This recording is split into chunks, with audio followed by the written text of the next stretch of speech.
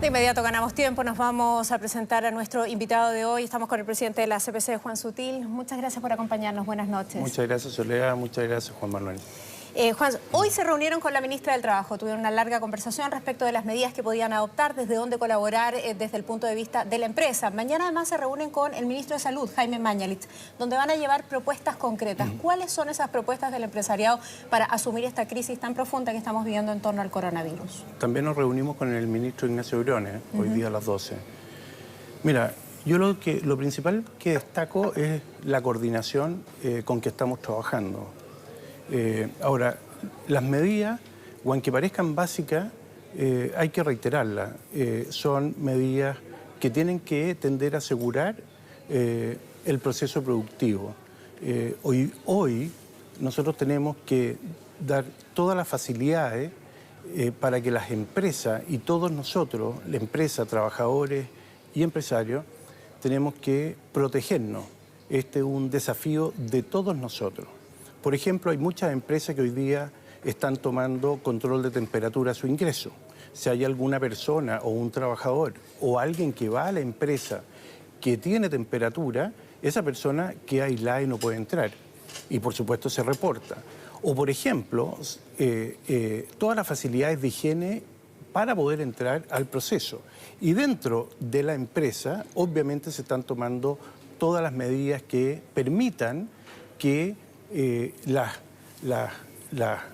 operación esté totalmente protegida. Por ejemplo, pueda ser remota. Exacto. Hay medidas también que se están hoy implementando. El trabajo remoto, los turnos. Hay muchas empresas que hoy día tienen la mitad del personal fuera y la otra mitad haciendo turno. Vamos a hablar del teletrabajo, trabajo remoto en un momento más, pero antes, en una mirada general, yo sé que estamos recién empezando ahora la fase 4 y no sabemos cuánto tiempo nos va a acompañar, pero el cálculo del ministro Mañalich es que puede ser entre 8 y 12 semanas. ¿Tiene el empresariado una estimación de cuál podría llegar a ser el impacto económico del coronavirus en Chile? Bueno, yo creo que el impacto ha sido fuertísimo. Hoy día cayó la bolsa un 14 y fracción. Las bolsas en el mundo han caído, el tipo de cambio ha aumentado. Sin embargo, tenemos buenas señales, como por ejemplo la acción coordinada de los bancos centrales. Ya el Banco Central chileno ha generado líneas de liquidez con una dirección también para apoyar a la pequeña y mediana empresa. Y por lo tanto, todas las medidas que se han tomado y todas las medidas que se han discutido en materia económica tienen relación con aquellos paquetes económicos que habrá que generar para incentivar. Aún así, el ministro de Hacienda hoy día no es precisamente auspicioso respecto de esto, más bien dice que hay que ser honesto, nos va a pegar fuerte. Sí, va a pegar fuerte, es muy cierto, y yo creo que va a ser muy duro, porque incluso hay riesgo de que pueda haber en el futuro algunas áreas de la economía que van a tener que suspender. Como por ejemplo, Juan, ¿cuáles son los sectores o cree usted que van a ser los sectores más afectados? Mira, hoy va a depender de la propagación de la epidemia, ¿no es cierto?, o de esta pandemia. Y dependiendo de eso, las autoridades, por supuesto, tienen las atribuciones para ir definitivamente tomando acciones que pueden afectar la producción o bien la libre circulación. Todo eso nos va a afectar. Y por otro lado, hay que pensar que no solo tenemos el problema del coronavirus, sino que tenemos un problema de crisis del petróleo, tenemos un problema de guerra comercial y tenemos un problema producto del 18 de octubre que ha afectado fuertemente al sector comercio y que todo eso va configurando una situación particular, incluso mucho más dura. Ahora, yo creo que es muy importante que esto se vaya haciendo con mucha mesura, coordinación. En este caso, autoridades locales, autoridades regionales, autoridades nacionales, para evitar efectivamente que se produzcan algunos problemas respecto a los suministros o la cadena de producción. ¿Teme usted que esto vaya a generar un aumento en el desempleo?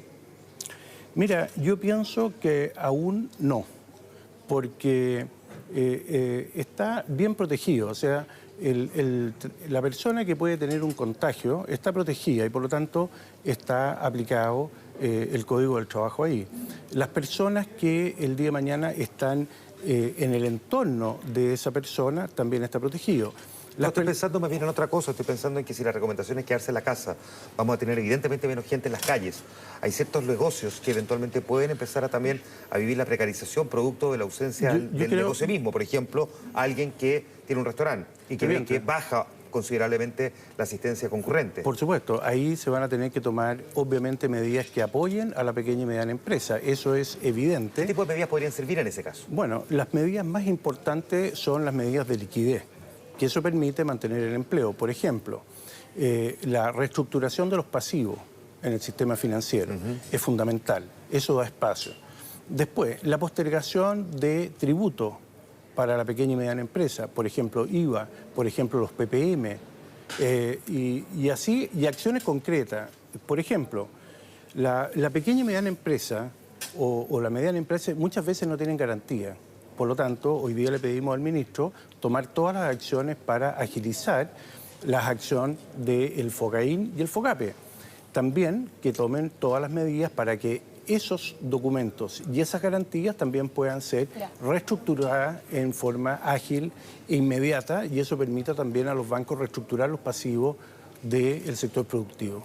Para ir en ayuda y en apoyo precisamente de las pymes y de ese sector. Juan, una mirada un poquito más global, ¿qué opinión tiene usted de estas cuarentenas nacionales como la que se están llevando a cabo en España y en Italia? Se lo pregunto porque hoy las medidas adicionales, ¿no?, han emanado tanto de alcaldes como de algunos sectores. Ejemplo, el alcalde de La Florida cerró el comercio para proteger a la población, el alcalde de Las Condes, Joaquín Lavín, cerró los parques y la superintendencia dijo no más con los casinos. Entonces la pregunta es, ¿qué debiese pasar, por ejemplo, con los malls, con los centros comerciales y con otras actividades productivas donde hay aglomeración de gente? A ver, yo pienso que es muy importante que se produzca una cadena de abastecimiento y por lo tanto esa cadena de abastecimiento es fundamental para la población. Por lo tanto, yo creo que medidas como cerrar un comercio depende de una situación general del país, no particular de un alcalde.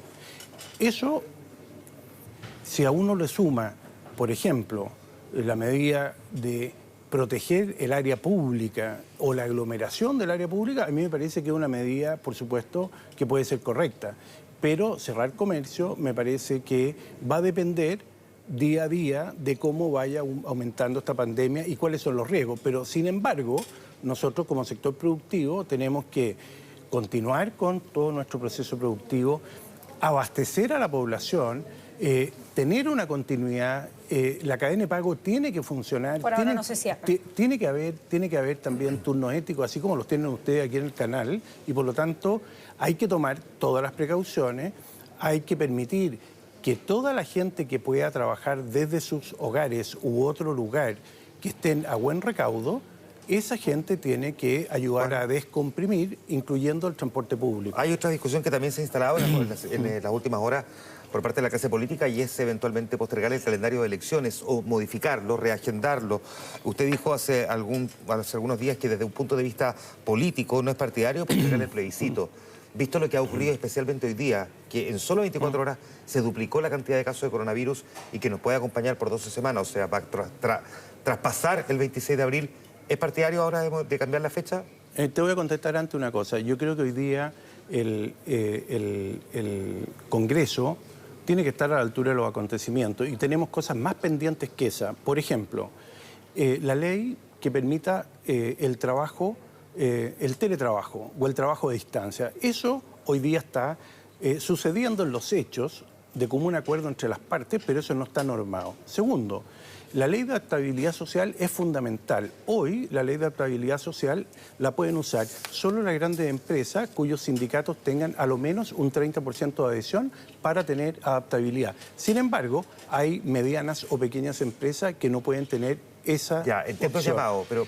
Y después tú tienes la ley de protección del empleo que permite de esa forma tener mucho más flexibilidad pensando en que esto puede ser más prolongado y hay que, en ese caso, hacerlo. Ahora, respecto a la pregunta directamente del plebiscito, yo creo que va a depender mucho de las circunstancias y la autoridad sanitaria es quien tiene que tomar esa decisión. Y por otro lado, políticamente, Las cosas han cambiado, aquí va cambiando las cosas minuto a minuto, hora a hora. Por eso, hoy, mirado con al día del lunes de hoy, ¿usted sería partidario de modificar la fecha? Podría ser muy prudente porque además podría tener muy baja concurrencia. Entonces, si tiene baja concurrencia, lo que va a ocurrir es que se va a deslegitimar el proceso precisamente por la poca cantidad de gente que va a asistir. El listado de temas que nos quedan para hablar del mundo empresarial y también de cómo enfrenta esta realidad es largo, así que la invitación que extendía para volver a conversar aquí en Mega Noticias Prime. Hoy nos toca la realidad del coronavirus y la mirada también de la empresa es relevante para saber cómo se enfrenta.